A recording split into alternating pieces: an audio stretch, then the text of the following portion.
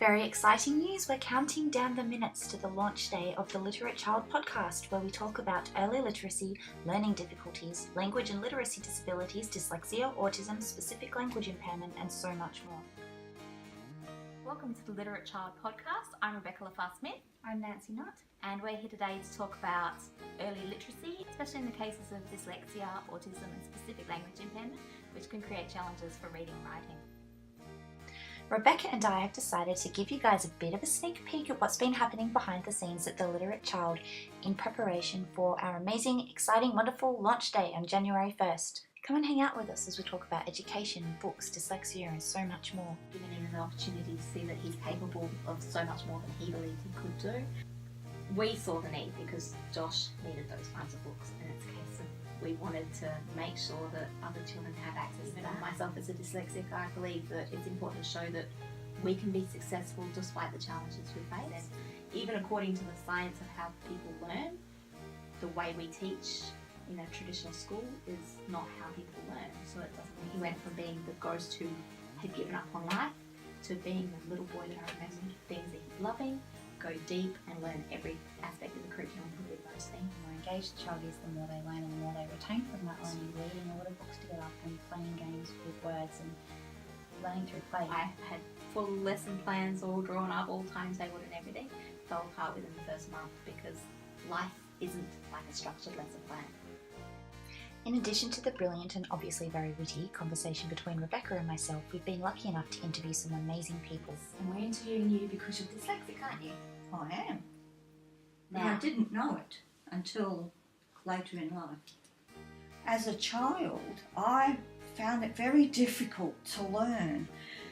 I never really started to read until I was about 15, because what they wanted us to read in school was of no interest to me. fascinating to see the connection between anxiety and that kind of reaction to the lighting because of dyslexia. I think without dyslexia, I'd probably have been one of those advanced readers who was full of stories and full of books even from a young When age. you're really bad at reading, and then somebody gives you a way of reading better, you go from stickmen to Leonardo da Vinci in a few weeks. You know, it was brilliant. So here I was at the end of 12 weeks. I had gone from 200 words a minute to 1,400 words a minute. If you have ears, children, dyslexia or all of the above, join us. And today we're talking with Nadia L. King, author of Dinner's Truth. Usually when authors get up and talk, they always say how they were early readers and they read really fast and it was really effortless. Well, that wasn't my experience. I'm always a bit embarrassed because I wasn't an early reader. I wasn't someone that picked up a book and read it too. Luckily, I grew up in a house that really valued books. Pretty much read ever since, and thank goodness my mum left those books in my bookcase. How did that Definitely. kind of translate into becoming a writer? I guess I just really wanted to write. There came a point where I just got really itchy fingers and I started to write, and I just literally haven't stopped since then. There is always hope and there is always someone there for you. It may feel as if there isn't, but if you just can cast your eye out of your problem, I guarantee you there will be somebody there that cares about you. Yeah. Dinner's Truth. How many stars? 4.5. 4.5? That's pretty good. Don't you can be alright. As well as looking at dyslexia and other reading difficulties from a very personal level, we also take an inside peek into the school system and get a teacher's perspective of what it's like to work with dyslexic children in the classroom. We've got children who can't read and write at all. Definitely less support for the children who haven't been diagnosed but who are struggling, simply because she didn't have a diagnosis of dyslexia, so therefore nothing was allowed to be put in place in order to assist. I mean, I've done as much as I can, but in terms of literacy, there just hasn't been, that progress hasn't been there.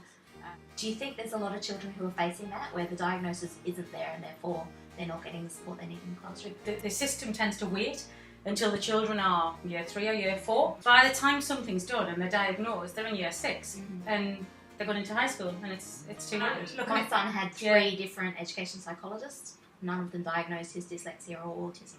Right. Gaps on 3 of them. You know. How hard is that to refer students to the psychologist or to other people for diagnosis when you can see that there's a learning difficulty there? It's really easy to refer them, really easy, but then it takes I referred a child at the beginning of the year, the one I was talking about earlier, who's clearly dyslexic, and she's still not diagnosed. If your child likes video games, make sure you don't miss our episode about how video games can be used to promote literacy. Video games and what they can do for children with language and literacy difficulties. So one of the things I've done with video games is I've taken aspects of the curriculum and found ways to gamify them. Make sure you subscribe to our channel and stay tuned for the episode.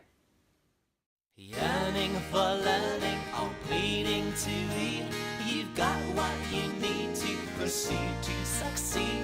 Believe it, incite it, read it and write it, ignite it, delight for the little child.